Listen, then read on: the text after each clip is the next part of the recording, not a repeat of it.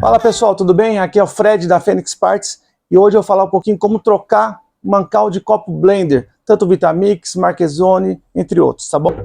Virou de ponta cabeça, identifique qual a porca você está utilizando. Nesse caso aqui, a gente está usando essa porca de plástico com a rosca de bronze. Então eu vou usar essa chave, que ela encaixa perfeitamente. Então a chave de plástico encaixa perfeitamente nessa porca, tá bom?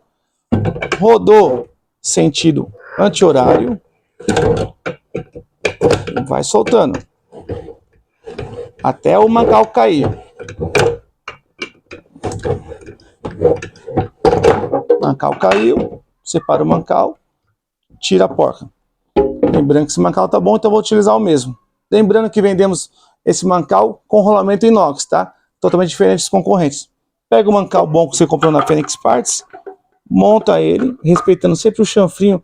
Aqui no copo, se você reparar, tem 2 chanfrinhos. Então você respeita o chanfrinho e eu coloco o mancal nessa mesma posição, tá? Agora eu vou utilizar para colocar de volta uma porca de alumínio para mostrar para vocês como funciona, tá? Essa é a porca de alumínio.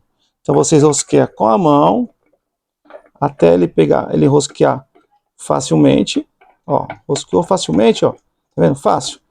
Aí você vai utilizar agora a chave de aço com 2 pontas, que dá certinho nos 2 furinhos que tem na porca. Roda sentido horário até dar apertadinha. Você vê como que fica aqui. Não sai para fora. Não pode sair para fora. Se apertar muito, o que acontece? Ele danifica o retentor do mancal e pode dar vazamento, tá bom? Virou, colocou água, testou, tá pronto, tá bom? Precisar de alguma coisa, precisar de peça, mancal, copo, acoplamento, tudo temos na Fênix Parts. Entre em contato com os vendedores que teremos o maior prazer em atendê-lo. Obrigado.